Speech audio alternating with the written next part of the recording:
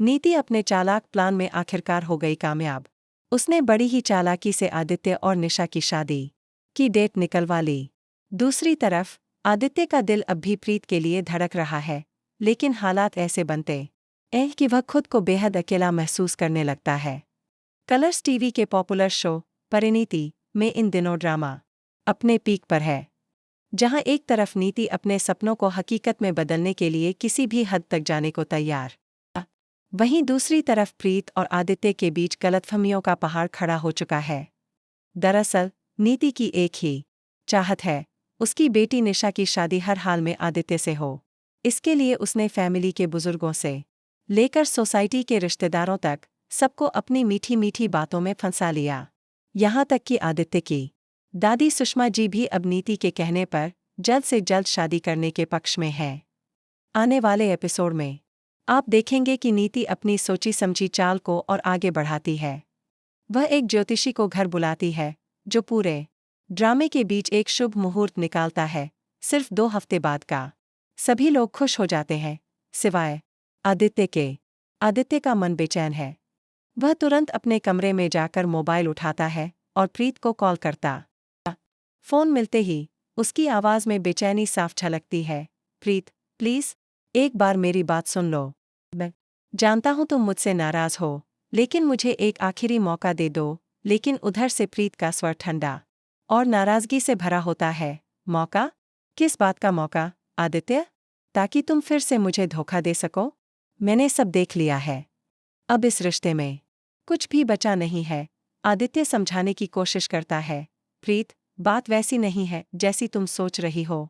निशा और मेरी शादी के बारे में जो सुना है वो सब। लेकिन प्रीत उसकी बात काट देती है। बस आदित्य, अब और कोई कहानी मत सुनाओ। मैंने फैसला कर लिया है। आज के बाद तुम्हारा और मेरा कोई रिश्ता नहीं, इतना कहकर प्रीत फोन काट देती है। स्क्रीन पर कॉल एंडेड लिखा आता है और आदित्य के चेहरे पर मायूसी के साथ गुस्सा भी दिखने लगता है। वह खुद से बुदबुदाता है, ठीक है प्रीत, अगर तुम चाहती हो कि मैं सारे रिश्ते तोड़ दूं, तो मैं यही करूंगा। अब सवाल यह है कि क्या सच में आदित्य प्रीत से अपना रिश्ता खत्म कर देगा और निशा का बन जाएगा।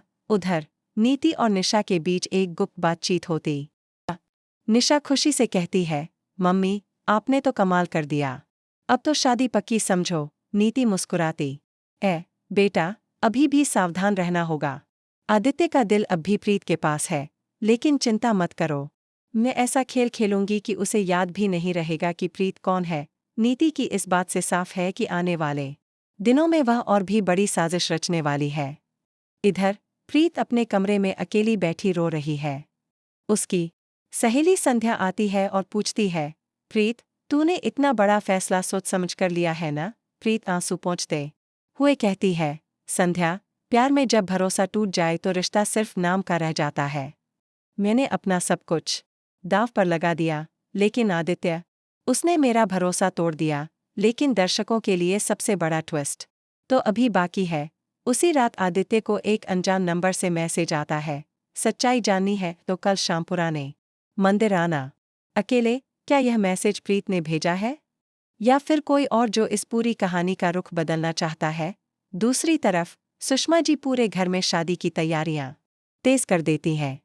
घर में मेहंदी और हल्दी के रंग बिखरने लगते हैं, लेकिन आदित्य का चेहरा उतरा हुआ रहता है। उसकी आंखों में एक अजीब सी बेचैनी है।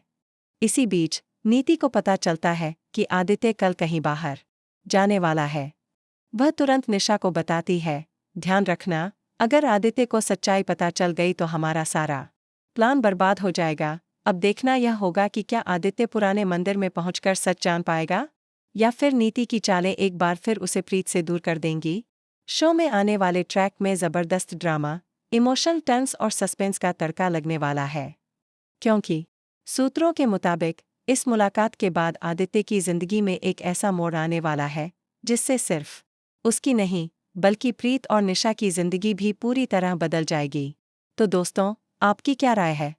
क्या आदित्य और प्रीत की लव स्टोरी यहीं खत्म हो जाएगी, या फिर किस्मत उन्हें दोबारा मिलाएगी? अपने विचार हमें कमेंट में ज़रूर बताएं और जुड़े रहिए हमारे साथ, ताकि टीवी सीरियल परिणीति की हर अपडेट सबसे पहले आप तक पहुंचे।